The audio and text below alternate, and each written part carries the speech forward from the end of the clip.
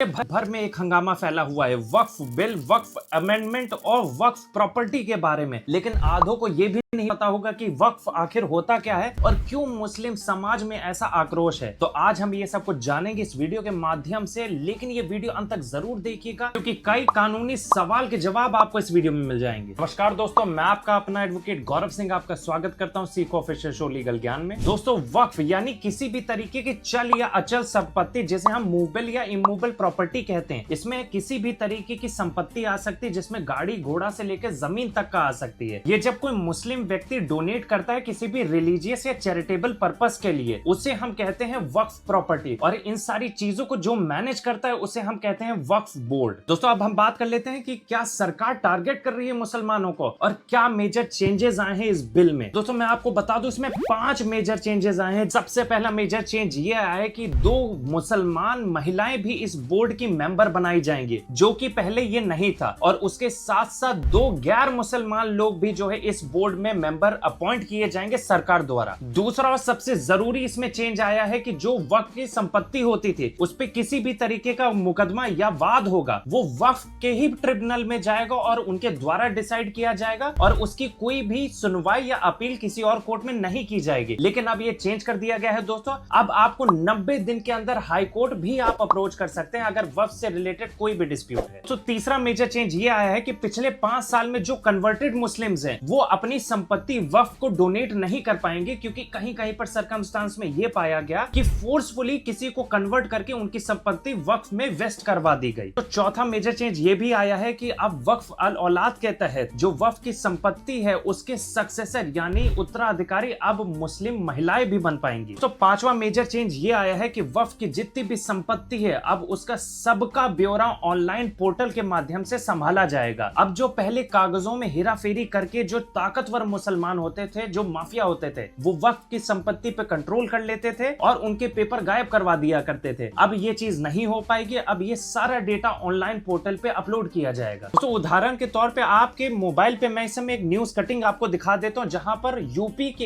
एक लोग अतीक अहमद के नाम से, जिनके पास 71 करोड़ रुपए की प्रॉपर्टी जब्त करी गई जो उन्होंने वक्फ की संपत्ति पे बनाया हुआ था। तो क्या इस बिल के माध्यम से वक्फ की संपत्ति को बचाया जा सकता है या नहीं? आप लोग अपना जो भी जवाब है या जो भी आपका सोचना है, ये सारी चीजें फीडबैक बॉक्स में लिखिए और अपनी